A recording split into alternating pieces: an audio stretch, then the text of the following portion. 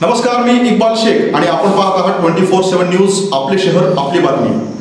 Corona व्हायरसने जगभरात थैमान मांडलेला आहे आणि याच अनुषंगाने भारतामध्ये मागील 1.5 महिन्याहून अधिक कालावधीपासून लॉकडाऊन सारखी परिस्थिती निर्माण झालेली आहे। लॉकडाऊन चौकडी असल्यामुळे आज प्रत्येक जण आपल्या घरात बसलेला आहे। आर्थिक मंदी येण्याची शक्यता काही अर्थशास्त्रज्ञ इथं जाणकार सांगत आहेत आणि याच परिस्थितीमुळे आपण आज बघणार आहोत की येणाऱ्या 17 मे रोजी बीड जिल्ह्यामध्येही आणि पूर्ण भारतामध्येही लॉकडाऊन संपणार आहे आणि 17 मे नंतर नेमकी परिस्थिती देशाची, राज्याची आणि आपल्या जिल्ह्याची नेमकी कशी परिस्थिती राहील या विषयावर आज आम्ही इथं बोलणार आहोत। आणि या विषयावर बोलण्यासाठी आज मी काही नामवंत पाहुणे इथं आमंत्रित केलेले आहेत आणि ते सर्वजण आपापल्या घरातून 24/7 न्यूजची जोडलेले आहेत लाईव्हमध्ये। सर्वात प्रथम मी परिचय करून देत आहे अर्थ विषयक घडामोडीचे जाणकार, पत्रकार आणि सोशल मीडियावर चौफेर लिहिणारे असे ॲडव्होकेट अभय कुलकर्णी हे सुद्धा आज माझ्यासोबत विडा या गावातून जोडलेले आहेत। अभयजी नमस्कार आणि स्वागत आहे तुमचं आमच्या या कार्यक्रमामध्ये।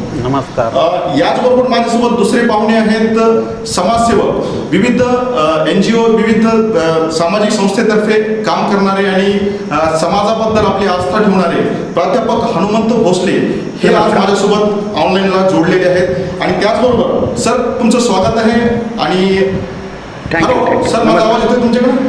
हो, स्वागत आहे सर तुमचं। धन्यवाद, थँक्यू। आणि याचबरोबर माझ्यासोबत आहेत शेतकरी कामगार पक्षाचे भाई मोहन गुंड हे सुद्धा आज शेतातून जोडलेले आहेत। भाई तुमचं स्वागत आहे। आणि आमचे चौथे नामवंत पाहुणे आहेत साई कृषी सेवा केंद्राचे BSc ॲग्री झालेले विकास मिरगणे, जे मागील 27 वर्षापासून आपल्या कृषी सेवा केंद्राच्या माध्यमातून लोकांची, शेतकऱ्यांची सेवा करत आहेत। मिरगणे अप्पा, स्वागत आहे तुमचं आमच्या या कार्यक्रमामध्ये। थँक्यू इक्बालजी, थँक्यू, आभारी। सर्वांचं स्वागत आहे आणि मी सुरुवात करतो सर्वात प्रथम प्राध्यापक हनुमंत भोसले सर यांच्याकडून। सर तुम्हाला काय वाटतं, येणाऱ्या 17 तारखेला 17 मे रोजी लॉकडाऊन संपणार आहे आणि मागील 1.5-2 महिन्याच्या कालावधीपासून आपण लॉकडाऊनमध्ये आहात, आपण सगळे आपल्या घरीच आहात, मात्र भविष्यामध्ये जी परिस्थिती निर्माण होणार आहे येणाऱ्या काळामध्ये बीड जिल्ह्याची, तर ती परिस्थिती नेमकी कशी राहणार आहे? कारण तुम्ही या लॉकडाऊनच्या काळामध्ये अनेक गरिबांना PTA माध्यमातून म्हणा किंवा आणखी इतर कुठल्या संस्थेच्या माध्यमातून म्हणा तुम्ही गरिबांना अन्नधान्य किंवा अत्यावश्यक सेवा तुम्ही पुरवलेली आहे। या काळात तुम्ही गरिबांच्या जवळ गेलेले आहेत, तर तुम्हाला काय वाटतं सर, भविष्य काळामध्ये नेमकी परिस्थिती कशी राहू शकते जिल्ह्याची? धन्यवाद इक्बालजी। सर्वप्रथम मी आपल्या सर्व पाहुण्यांना आणि सर्व दर्शकांना सप्रेम नमस्कार। खरोखर आपण अतिशय स्तुत्य उपक्रम या ठिकाणी यावेळी केश शहरात म्हणून किंवा या शहरातील श्रोत्यांसाठी आयोजित केलेला आहे। सर्वप्रथम मी आपल्याला सांगू इच्छितो की कोरोना व्हायरसचे संकट विश्व स्तरावर हॅलो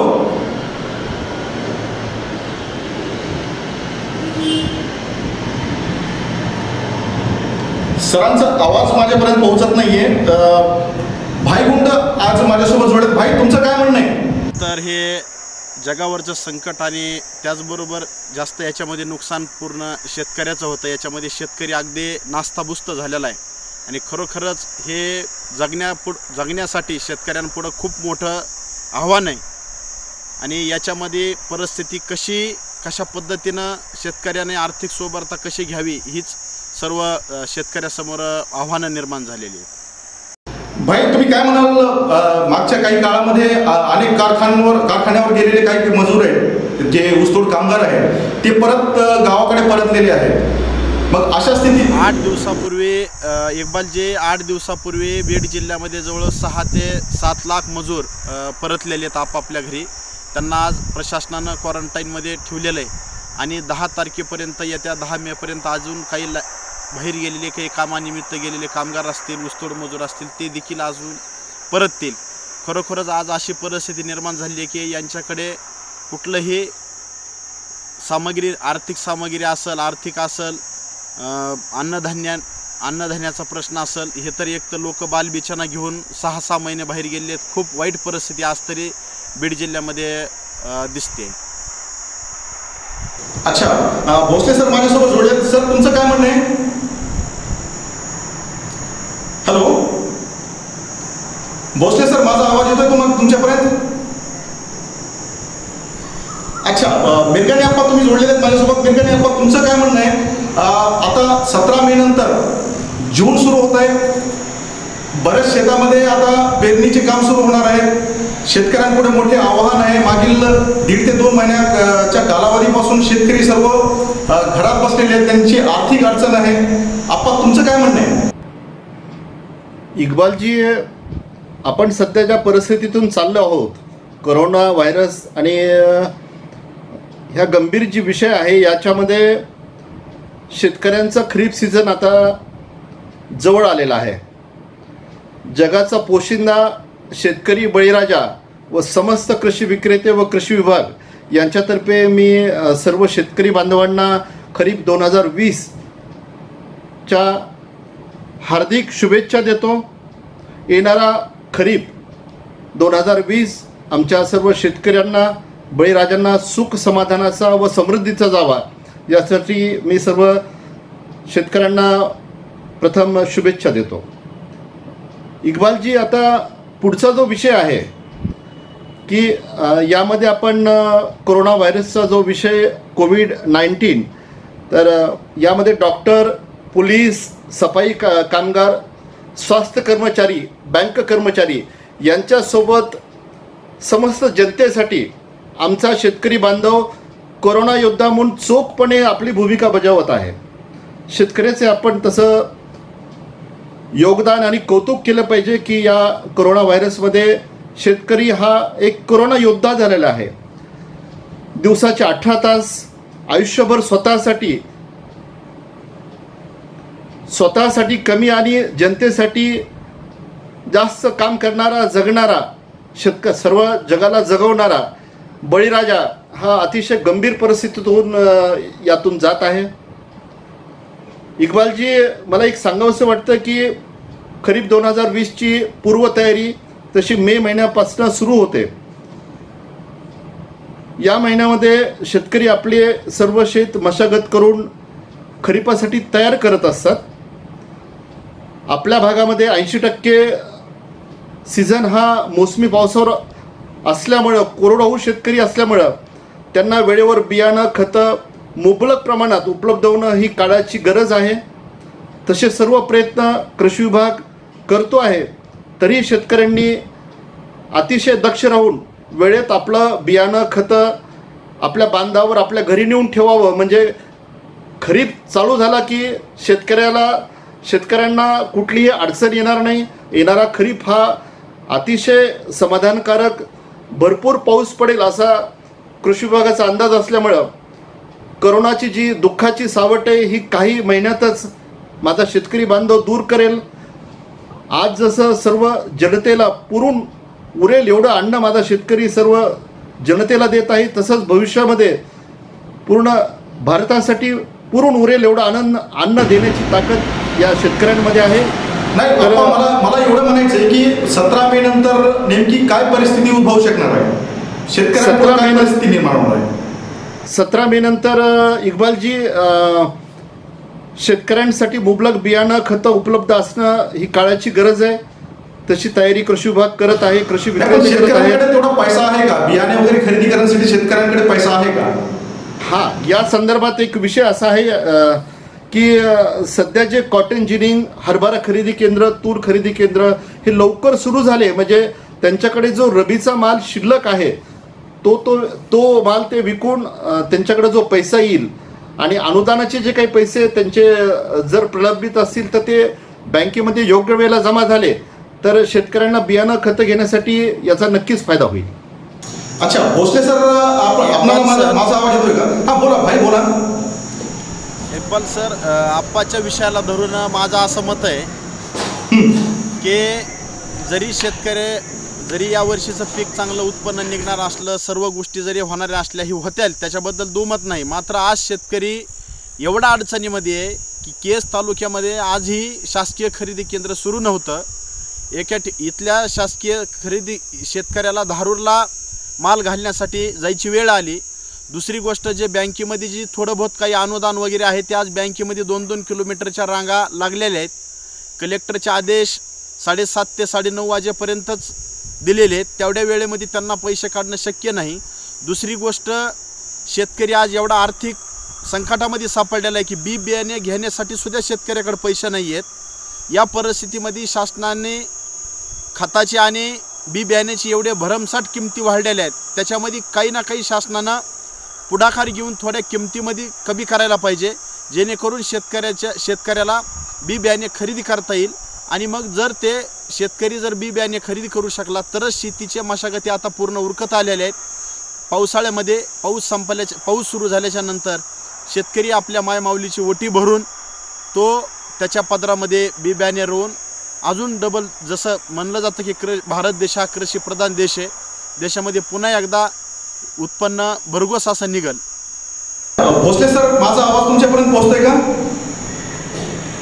हॅलो. अच्छा, मी सरळ अभयजी यांच्याकडे जातो. अभयजी, तुमचं काय म्हणणं आहे?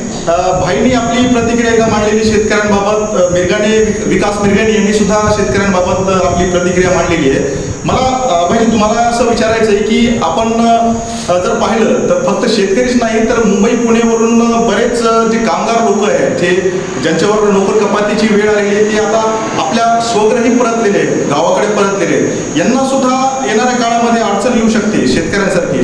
तुमचं काय म्हणणं आहे?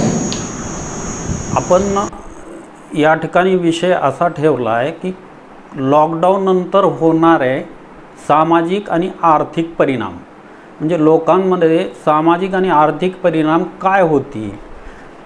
आता प्रथम एक गोष्ट क्लिअर व्हायला पाहिजे की लॉकडाऊन नंतर सर्व सुरळीत सुरू होईल का, तर त्याची शक्यता नाही. शासनाने सर्व स्तरावर लॉकडाऊन खुलं केलं आहे असं नाही. काही रहदारी खुली झाली असली, काही शॉप खुले झाले असले तरी जे इंडस्ट्री सेक्टर आहे ते पूर्णतः बंद आहे आणि ठप्प आहे. आता त्याचे काय परिणाम होतील हे तुम्हाला सांगण्यासाठी मला 3 भागात त्याचं विभाजन करावं लागेल. पहिला भाग असा की आपण 1991ला जागतिक व्यापार संघटनेचे सदस्य झालो. त्यामुळे झालं काय की सर्व बाबी इतक्या इंटरलिंक होऊन बसल्या, एकमेकांमध्ये गुंतून बसल्या की एखाद्या इंडस्ट्रीचं कॉर्पोरेट ऑफिस असतं एका देशात, त्याचं छोटे छोटे पार्ट बनतात दुसऱ्या देशात, त्याची असेंब्ली होते तिसऱ्या देशात आणि ते पूर्ण तयार झाल्यानंतर विक्री होते चौथ्या देशात. आता याच्यामुळं काय झालं की आउटसोर्सिंग वाढलं. आउटसोर्सिंग कोणत्या क्षेत्रात वाढलं तर सर्व्हिस सेक्टरमध्ये, म्हणजे IT वगैरे जे सॉफ्टवेअर इंडस्ट्री आहेत त्याच्यामध्ये आउटसोर्सिंग वाढलं. आपल्याकडच्या लोकांना भरपूर प्रमाणात रोजगार उपलब्ध झाला. यामध्ये ह्या जागतिकीकरणामध्ये आणखी एक गुंतागुंतीची आणि इंटरलिंक झालेली बाब अशी आहे की एखादी इंडस्ट्री आहे, सपोज तुमची एखादी पिठाची गिरणी आहे. पिठाच्या गिरणीला तुम्हाला जे मध्ये जातं असतं ते जातं प्रत्येक वर्षी बदलावंच लागेल असं नसतं. ते कधी तुम्हाला 5 वर्षाला बदलावं लागतं. मग त्यासाठी काय म्हणून तुम्ही आजपासून ते एक स्पेअरमध्ये स्टोअर करून थोडंच ठेवू शकता. अगोदर ते ठेवावं लागायचं. म्हणजे एखादी इंडस्ट्री तर तिला जर 5 वर्षांनी काही मेंटेनन्स निघलं तर त्यासाठी लागणारे जे दुसरे वस्तू असतात त्या स्टोअर करून ठेवाव्या लागायच्या. तर जागतिकीकरणामुळे ती आता गरज लागली नव्हती. म्हणजे जस्ट इन टाईम नावाची एक कन्सेप्ट आली. त्या कन्सेप्टचा अर्थ असा की मी जसं सांगितलं तुम्हाला की तुम्हाला 5 वर्षाला पिठाच्या गिरणीचं जातं लागते, तुम्हाला ते स्पेअरमध्ये ठेवायची गरज नाही. Just in time he delivery करण्याची एक पद्धत आहे, हा कन्सेप्ट आहे. म्हणजे तुम्ही ऑर्डर दिली की जगात कुठंतरी ते तयार करून विकणारी एक इंडस्ट्री असेल, ती त्या कन्सेप्टमध्ये लिंक असेल. तुम्ही इकडून ऑर्डर केली की तुम्हाला दुसऱ्या दिवशी तुम्हाला ते जे जातं आहे ते तुमच्या गिरणीत येऊन पडेल, तिसऱ्या दिवशी तुमची गिरणी चालू होईल. हे गिरणीचं उदाहरण एक दिलं मी. अशा प्रकारे जस्ट इन टाईम ही जी कन्सेप्ट आहे ही कन्सेप्ट ऑल ओव्हर वर्ल्डमध्ये इंटरलिंक झालेली. आता झालं आहे काय की ही पूर्ण व्यवस्था ठप्प झाल्यामुळे ही चेनसुद्धा पूर्णतः ठप्प झाली, डिस्टर्ब झाली. आता प्रत्येक देशाचं काय आहे की आपणच स्वावलंबी झालं पाहिजे, म्हणजे दुसऱ्याकडून आपल्याला कुठला बाय प्रॉडक्ट मागवता आला नाही पाहिजे असा एक विचार रुजू लागला आहे. त्यामुळे प्रत्येक देश आता स्वावलंबी होण्याकडे बघेल. त्याचा परिणाम काय होईल, प्रत्येकजण आपल्याच देशातल्या स्थानिक नागरिकांना रोजगार देण्याचा प्रयत्न करेल. कालची आकडेवारी माझ्या पाहण्यात आली, अमेरिकेत 4.5 कोटी युवक बेरोजगार आहेत. आता उघडे अमेरिका तिथल्या स्थानिकांना अगोदर प्राधान्य देणार, त्यामुळे आपल्याकडून जे IT सेक्टरमध्ये वेगवेगळ्या सेक्टरमध्ये जे युवक गेलेले आहेत नोकरीसाठी त्यांना परत यावं लागणार. आता ही चेन कशी असते की तुम्ही पत्त्याचे ते घर केलेले असतात ना, एक घर पडलं की सगळे घर पडत जातात, एकमेकाला पुश करत जातात. एखादा आपलीतला युवक अमेरिकेत जर स्थायिक असेल IT इंडस्ट्रीमध्ये, त्याची जर तो तिथं स्थायिक असेल तर त्याचे पॅरेंट जे असतात आईवडील ते इंडियात असतात. आता त्यांना वृद्धापकाळात सांभाळण्यासाठी कोणी नसतं म्हणून त्यांनी एक केअरटेकर ठेवलेला असतो. आता ज्या अर्थी ते तिकडून येणार, त्याची नोकरी जाणार, तो इकडून आपल्या देशात येणार, तो स्वतः त्यांची केअर करणार. केअरटेकरची गरज आहे का त्याला? म्हणजे एक जण जो केअरटेकर ठेवलेला होता त्याचा रोजगार जाणार. हे असं कोलॅप्स होत जातं एक एक एक एक एक करत. आणि त्यामुळे झालेलं आहे काय की ज्यावेळेस हे आपण ग्लोबलायझेशन झालं त्यामुळे असं झालं की आपलीकडे सर्व्हिस सेक्टर जे आहे ते एकदम डेव्हलप झालं. त्यामुळे एक आर्थिक विषमता आणि आर्थिक विषमवर्ग तयार झाला. म्हणजे हे जे सर्व्हिस सेक्टरमधले काम करणारे जे हाय प्रोफाईल आहेत ते एका बाजूला तयार झाले, मग दुसऱ्या बाजूला कामगार वर्ग मोठ्या संख्येने वाढला. तुम्हाला माहीत असेल भारतामध्ये एकूण कामगारापैकी 93% असंघटित क्षेत्रातले कामगार आहेत. आणि भारतामध्ये असं आहे की ज्या वेळेस मंदी येते, जागतिक स्तरावर असो भारतात असो, त्यावेळे अगोदर सगळ्यात जास्त परिणाम स्मॉल स्केल इंडस्ट्रीवर पडतो, त्याच्यानंतर मिडल स्केल इंडस्ट्रीवर पडतो, त्याच्यानंतर मोठ्या इंडस्ट्रीवर पडतो. मोठ्या इंडस्ट्रीवर म्हणजे ज्या की आपण ब्लू चिप इंडस्ट्री म्हणतो ना, त्या इंडस्ट्रीवर त्यांच्यावर शेवटी का फरक पडतो तर त्यांच्याकडं कॅश रिझर्व असतो, तो ते वापरून बिअर करू शकतात. पण आपल्याकडचा जो 93% हा असंघटित क्षेत्रातला कामगार वर्ग आहे तो छोट्या आणि मध्यम उद्योगात गुंतलेला आहे. आता ते उद्योग ठप्प असल्यामुळे त्यांना रोजगार नाही. दुसरी गोष्ट, आता आपण मंदीचं सांगितलं, ही तर जागतिक स्तरावर मंदी येणार आहे. म्हणजे मी परवा आकडेवारी पाहिली, जागतिक म्हणजे जगाचा GDP 2% कमी होणार आहे. भारताचा GDP तुम्ही 16 पहा, 16ला 8.17 होता, 17ला 7.17 होता, 18ला काहीतरी 6.98 होता, म्हणजे कमी कमी होत घेता. आता सरकारने अशी अपेक्षा केली होती की 4.5% राहील. ते अर्थतज्ञ म्हणजे नामांकित अर्थतज्ञ सुब्रमण्यम यांच्या मतानुसार तर तो 2%च असणार आहे. काही अर्थतज्ञ तर सांगतात तो 1%च असेल. पण जागतिक स्तरावर जर बघितलं तर बहुतांश देशांचा आणि इवन भारताचा सुद्धा GDP मायनसमध्ये जाण्याची शक्यता आहे. मग याचा परिणाम काय होईल? मंदी येईल. मंदी आली की कामगार वर्गाला फटका बसतो. आता ह्या मंदीत आणि अगोदर आलेल्या मंदीत काय फरक आहे हे समजून घ्यावे लागेल. याच्या अगोदर 1908ला आणि 1929ला मंदी आली होती. पण ती मंदी का आली होती तर त्यावेळेस डिमांड कमी होती. म्हणजे कामगार वर्गाकडं पैसा नसायचा. पैसा नसला की त्यांच्याकडं वस्तू खरेदी करायची त्यांची कुवत नसायची. मग वस्तू खरेदी करायची कुवत नसली की डिमांड कमी होते. डिमांड कमी झाली की त्या वस्तूचं प्रोडक्शन कमी होतं आणि प्रोडक्शन कमी झालं की कंपन्या कामगार वर्गाची कपात करतात, त्यांना परवडत नाही. कामगार वर्गाची आणखी कपात झाली की बेकारांची संख्या वाढते. बेकारांची संख्या वाढली की आणखी डिमांड कमी होते. डिमांड कमी झाली की पुन्हा इंडस्ट्री कामगाराची कपात करते. हे असं सायकल सुरू राहतं. म्हणजे मागच्या मला असं म्हणायचं की बीड जिल्ह्यामध्ये अनेक छोटे व्यावसायिक आहेत, जसे की हॉटेल कामगार आहेत. मी येतो तिकडे येतो. हे त्याच्याशी इंटरलिंक आहे हे सांगण्यासाठी मी सांगायलो तुम्हाला. मी तिकडे येतो. अच्छा. तर आता ही जी मंदी आहे पहिल्या 2 म्हणजे जवळपास आता ती 75 वर्षापूर्वी म्हणा आणि 100 वर्षापूर्वी आलेली मंदी जवळपास. तर ही मंदी डिमांड कमी असल्यामुळं आली होती. पण आता जी येऊ घातलेली मंदी आहे किंवा येणार आहे ती मंदी डिमांड कमी असल्यामुळे तर येणार आहे. पण दुसरी गोष्ट पुरवठा कमी असल्यानंतर सुद्धा येणार आहे. म्हणजे अगोदरची मंदी ही डिमांड कमी होती, मागणी कमी होती त्या वस्तूला म्हणून येत होती. पण आता मागणी कमी आणि वस्तूचा पुरवठाही कमी अशी दुहेरी मंदी येणार आहे, कारण इंडस्ट्री ठप्प आहे. त्यामुळे हे दुहेरी मंदी येणार आहे, ती भयानक आहे. आणि काय होतं की जनरली सरकार काय करतं, मंदी आली असं आलं, दोन प्रकारचे प्रोडक्टिव्ह मेजर घेतं, म्हणजे त्याला प्रिव्हेंटिव्ह मेजर घेतं. एक म्हणजे मॉनिटरिंग, म्हणजे रेपो रेट कमी करणे. आता 4-5 वेळेस आपण रिझर्व्ह बँकेने रेपो रेट कमी केला. रेपो रेट कमी केल्यानं काय होतं, व्याजदर कमी होतात. व्याजदर कमी झाला की लोक पैसे भरपूर व्याजाने घेऊ शकतात आणि ते बाजारपेठेमध्ये पैसे येतात. हा झाला मॉनिटरिंग. आता तो मॉनिटरिंग उपाय करून संपलेले 4-5 वेळेस रेपो रेट कमी केला आहे रिझर्व्ह बँकेनं.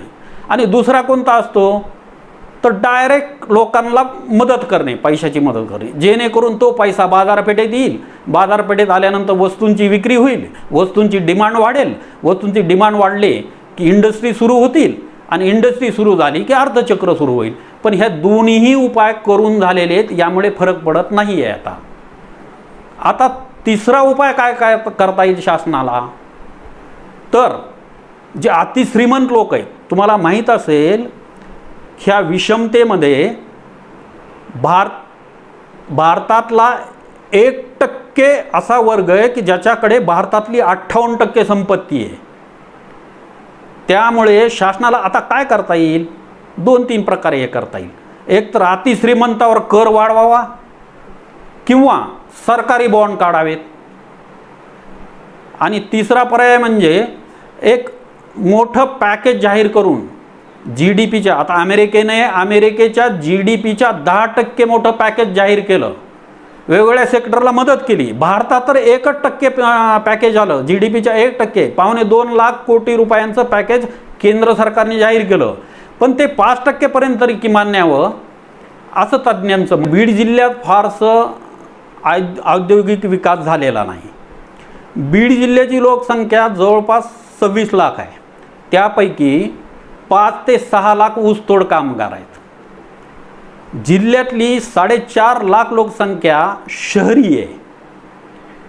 आणि होतंय काय की ज्यावेळेस हे 5 ते 6 लाख मजूर ऊस तोडणीसाठी जातात, त्यावेळेस प्रत्येकी एक 50,000 ते 1 लाख पर कोयता याप्रमाणे त्यांना उचल भेटते.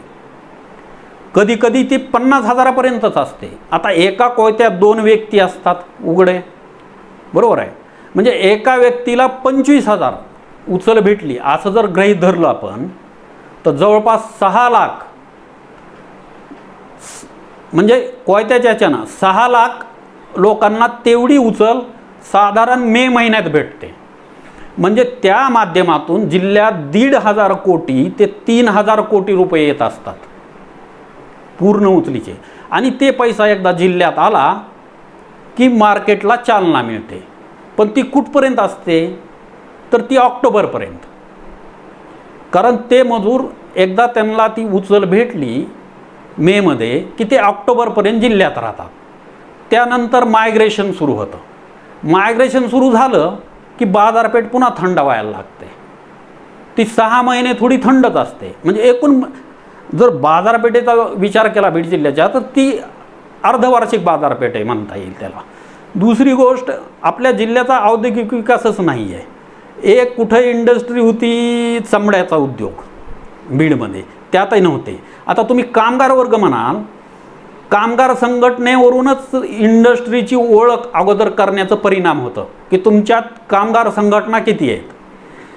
आता कामगार संघटना आपली तर जे 1954 ते 72पर्यंत कामगार संघटना स्थापन झाल्या, ते सगळ्या म्युनिसिपल युनियन होत्या, नगरपालिकेत काम करणाऱ्या कामगारांच्या संघटना, एकही औद्योगिक नव्हती. मला वाटतं ती आतर भाबर यांनी, कॉम्रेड आतर भाबर जे होते, त्यांनी एक युनियन स्थापन केली होती चमडा उद्योगामध्ये, आणि त्यानंतर त्या कामगारांना वेतन मिळालं. सांगायचं म्हणजे इथे आता मोठ्या प्रमाणात जो कामगार वर्ग आहे तो ऊसतोड कामगार आहे, 5 ते 6 लाख.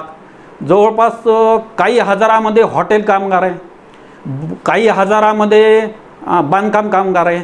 आणि त्यांना पुन्हा येऊन मिळणार आहे तो ह्या अगोदर मी जे विश्लेषण केलं, इंडस्ट्रीमधून बेकार होणारा जो 93% असंघटित कामगार आहे, त्यातला काही कामगार मिळून बीड जिल्ह्यात येणार आहे. त्यामुळे या जिल्ह्याच्या आर्थिक बाबीवर दबाव वाढणार आहे. मी एक मागे लेख वाचला होता कोरोनापूर्वीचा भारत म्हणून. तर त्यामध्ये असं विश्लेषण होतं की देशातल्या 47% युवकांना असं वाटतंय की ते एकटे आहेत, त्यांचं कुणी नाही आहे. आता ते कोरोनात जरी एकत्र आले असले, घरी असले तरी ते फिजिकली एकत्र आहेत, मेंटली नाही आहेत. त्यानंतर त्याच्यात वाढ होईल. त्यामुळे एकमेकांना समजून सांगण्याची आणि समुपदेशन करण्याची गरज आहे. मी भाई मोहन मुंडे यांच्याकडे जातो. भाई, तुम्ही सहमत आहात का भोसले सर आणि अभय कुलकर्णी यांच्या मताशी तुम्ही सहमत आहात का? आणि थोडक्यात सांगा, वेळ फार कमी आपल्याकडे. नाही, खरोखरच जे सर आणि अभयजी जे मांडलं ते रिअल परिस्थिती आहे, त्याच्यामध्ये दुमत नाही आहे. पण आपण या रोगाचा सामना करीत असताना कुठंतरी आपण शेतकऱ्याचा आणि काही कामगारांचा पण सन्मान ठेवला पाहिजे. आता आज केस तालुक्यामध्ये जवळपास ज्यावेळेसपासून लॉकडाऊन सुरू झालं त्यावेळेसपासून मी बघतो भाजी विक्रेत्यांना एकदम उठवला जात आहे. त्याला पण थोडंसं कुठंतरी त्याला समजून सांगून तरी भोसले सरांचा, अभयजी आहेत, विकास मिरगणे आहेत, नगरपालिका आहे, तहसीलदार साहेब यांचा सर्व ते लोक सहकार्य करतात. पण त्यांना गांभीर्यानं समजून सांगणं त्यांना गरजेचं आहे. पण ते असं डायरेक्ट अचानक येऊन असं उचलणं, कुणीतरी नगरपालिकेच्या कर्मचाऱ्याने कुणास तरी पाला फेकून देणं, हे असं चुकीचं होतंय असं मला वाटत आहे. इक्बालजी, हा बोला अप्पा, बोला. इक्बालजी, आता जे भोसले सरांनी बोलले, अभयजींनी बोललंय आणि भाई मोहन गुण यांनी जे बोललं शेतकऱ्यांसंदर्भात ते अतिशय अभ्यासपूर्ण असं होतं. तुम्ही तर इक्बालजी अनुभवलं असेल की भारतातल्या सर्व इंडस्ट्री गेल्या अनेक महिन्यापासून बंद आहेत. पण शेतकरी इंडस्ट्री एकमेव अशी इंडस्ट्री जे 24/7 24 तास माझा शेतकरी सर्व जनतेसाठी जिद्दीनं ही इंडस्ट्री त्यांनी चालू ठेवली आहे. आणि समाजातला एकमेव असा घटक आपण म्हणू की आत्ता जे अभयजींनी, भोसले सरांनी आणि भाईंनी बोलले की सर्वांना जिद्द देणारा, लढायला लावणारा आणि हे जीवन सुखकारक इतरांसाठी कसं करता येईल यासाठी झटणारा एकमेव असा आदर्श व्यक्ती कोणी ह्या समाजात असेल तो एकमेव असा शेतकरी आमचा बळीराजा आहे. एवढं मला तुम्हाला सांगायचं आहे. ठीक आहे, आपण सर्वांनी इथं आपला अमूल्य वेळ दिला. 24/7 न्यूजवर आपण सर्वांनी आपला वेळात वेळ काढून आपण ऑनलाईन कनेक्ट झाला, त्याबद्दल आपले सर्वांचे मनपूर्वक आभार. आणि येणाऱ्या काळामध्येही आपण सर्वजण घरातच राहून प्रशासनाला मदत करूया. आपण पाहत राहा 24/7 न्यूज, आपले शहर आपली बातमी. तोपर्यंत नमस्कार.